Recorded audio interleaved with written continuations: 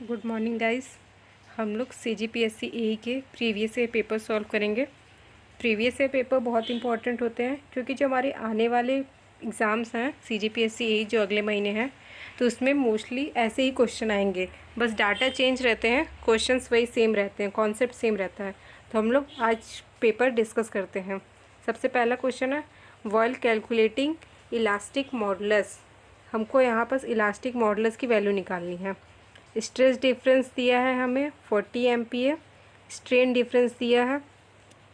फिर हमको पूछ लिया इलास्टिक मॉडुलस क्या होगा, तो हमें पता है फॉर्मूला क्या होता है, elastic modulus into strain equal to stress. तब हम यहाँ वैल्यूज़ पुट कर देंगे। हमें इलास्टिक मॉडुलस निकालना है। स्ट्रेस की कितनी वैल्यू दी है 40 डिवाइड बाई स्ट्रेन कितना है 2000। 10⁻⁻6 के ऊपर ले जाते हैं तो इसको हम लोग 10⁻³ इंटू 10⁻³ कर देते हैं। एक 10⁻³ से हमारा GPA में हो जाएगा क्योंकि हमको आंसर GPA में चाहिए। और इसको सॉल्व कर लेते हैं। 30 से 30 कैंसिल, ये 220, तो 20 GPA आ जाएगा हमारा। तो ऑप्शन डी सही आंसर है।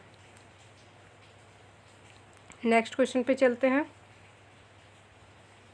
Question number 2, stress strain plot जो होता है हमारा, हमको बताना है कौन सा पॉइंट कब आता है, मतलब उसको करेक्ट सीक्वेंस में अरेंज करना है। तो हमारा जो ड्राइंग होता है वो ऐसे बनता है, स्ट्रेस वर्सेस स्ट्रेन।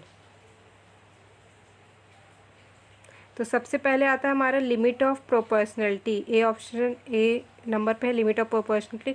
फिर इलास्टिक लिमिट आता है उसके बाद, फिर yield point, upper yield point, lower yield point, yield point एक ही दिया तो सी, फिर अल्टीमेट स्ट्रेंथ डी, फिर देन रप्चर ई।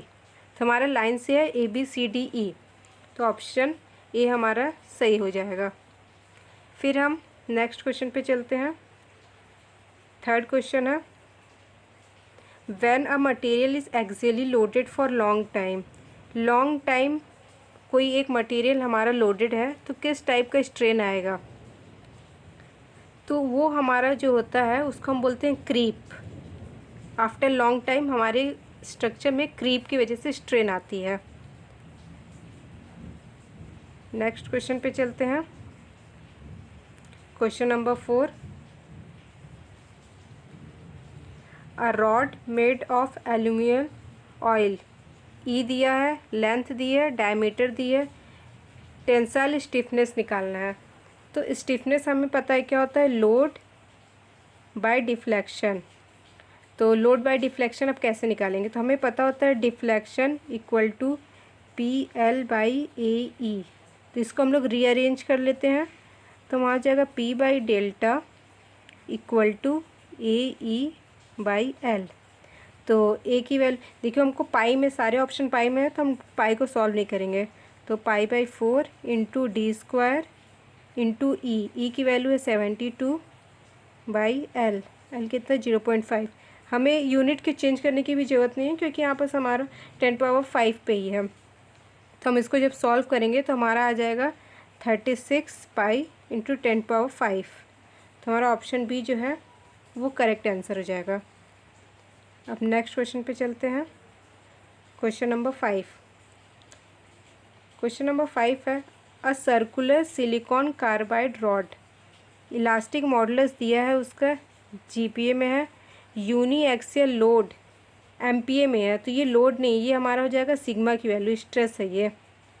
तो हमसे स्ट्रेन एनर्जी डेंसिटी पूछा है, तो इसका फॉर्मूला होता है हमारा डायरेक्ट σ²/2E। तो सिग्मा कितना है हमारा 450, तो 450 into 450 divided by 2 into elastic modulus 450। तो ये 450 कैंसिल, ये हो जाएगा हमारा 225। तो पहला ऑप्शन हो जाएगा हमारा 225। फिर चलते हैं नेक्स्ट क्वेश्चन पे। Question number 6। क्वेश्चन नंबर 6 कुछ ऐसे है कि हमें स्ट्रेस एलिमेंट दिया है नीचे, हमें प्रिंसिपल स्ट्रेसेस निकालने हैं। तो इसके फॉर्मूले होते हैं पर हमें एग्ज़ाम में क्वेश्चन जल्दी सॉल्व करने हैं, तो हमें इसको शॉर्ट ट्रिक एक बताती हूँ। तो इसका क्या है, हम लोग σx + σy जो हमें दिए हैं इक्वल टू σ1 + σ2, ये थंब रूल है। या आप इससे क्रॉस वेरीफाई करके डायरेक्ट ऑप्शन एलिमिनेट करके आंसर निकाल सकते हैं। तो देखिए यहाँ पर सिग्मा एक्स कितना है 50, टेंसाइल को हम पॉजिटिव ले रहे हैं, सिग्मा वाई -10, तो ये आ जाएगा हमारा 40। तो हमको ऐसे ऑप्शन देखना है जिसमें sigma 1 plus sigma 2 with sine 40 आए। ठीक, तो अब चलो हम नीचे देखते हैं, ऑप्शन में 40 आने चाहिए। तो पहला ऑप्शन क्या है, यहाँ हम दोनों को ऐड करेंगे कितना हो जाएगा 0, यहाँ करेंगे तो 40 आ रहा है ऐड करने पे, यहाँ कितना आएगा -100, यहाँ +100, और यहाँ कितना आ रहा है, यहाँ आ जाएगा हमारा 100। तो अब हमारा क्या है, हमको तो 40 चाहिए, तो हमारा ऑप्शन बी आ जाएगा, सही आंसर है। तो इससे आप क्या ईजिली डायरेक्ट निकाल सकते हैं बिना कोई लेंथी कैलकुलेशन किए। फिर नेक्स्ट क्वेश्चन आ जाइए, सेम वैसे ही है, हमें यहाँ पर लेकिन मोर सर्किल का डायमीटर भी निकालना है और प्रिंसिपल स्ट्रेसेस निकालना है। तो डायमीटर जो होता है वो 2 टाइम्स ऑफ आर होता है, और रेडियस का फॉर्मूला होता है हमारा √, sigma x minus sigma y by 2 whole square plus tau x y whole square. तो sigma x minus sigma y कितना हो जाएगा 50 माइनस -10 डिवाइड बाई 2, तो ये हमारा आ जाएगा 30, दोनों ऐड होकर 60 डिवाइडेड बाई 2 30, तो 30 स्क्वायर प्लस 40 स्क्वायर, ये टाउ एक्स वाई दिया है हमें, तो इसकी हमारा वैल्यू हो जाएगा 50। तो आर हमारा 50 हो गया, तो डाया हो जाएगा 2 टाइम्स ऑफ 50 मतलब 100। ठीक, अब देख लेते हैं, हम लोग मैग्नीट्यूड ओनली पूछ रहा है, तो sigma X plus sigma Y हमारा कितना होता है, ये हो जाएगा हमारा 50 -10 इक्वल टू 40, तो दोनों का एडिशन हमारा 40 आना चाहिए। और डायमीटर दे दिया, ये हमें निकाल लिया 100, तो डायमीटर हमने 100 निकाल लिया। तो 100 ऑप्शन किस में ये है और ये है, और सिग्मा 1 प्लस सिग्मा 2 कितना होना चाहिए हमारा 40, मैग्नीट्यूड वाइज बोला है। तो देखिए आप इसको कैसे भी करेंगे, 100 -30 तो 70 आएगा, +30 करेंगे तो 130 आएगा, जबकि इसको आप करेंगे तो अगर दोनों को ऐड करेंगे तो 100, और अगर 30 माइनस होता है हमारा तो यहाँ पर चांसेस है कि 70 - 30 40 आ जाएगा। तो इससे हम एलिमिनेट करके ऑप्शन बी पे आ सकते हैं, डायरेक्टली बिना कैलकुलेशन के आप निकाल सकते हैं इसको। चलिए नेक्स्ट क्वेश्चन पे चलते हैं।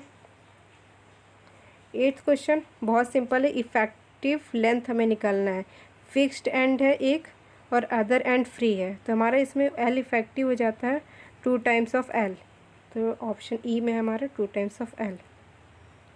Next question 9th, crushing load दी है हमें कॉलम की, यूलर्स लोड दी है, रैंकाइंस लोड निकालना है, तो इसका हमारा फॉर्मूला होता है 1/रैंकाइन load equal to 1/ crushing plus 1/ Euler.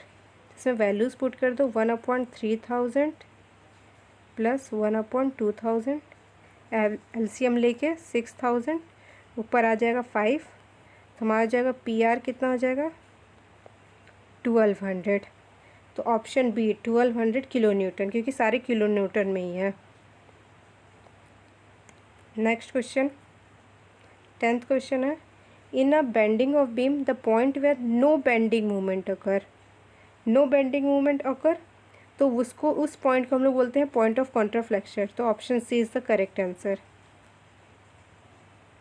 Next question में चलते हैं 11th। अब इसमें देखिए क्या है हमारा, in a adjacent beam loaded uniformly at intensity of loading दी है हमें, ए पर यूनिट लेंथ है, ये मतलब हमारा एक यूडीएल टाइप का है, हमें मैक्सिमम बेंडिंग मोमेंट बोल रहा है।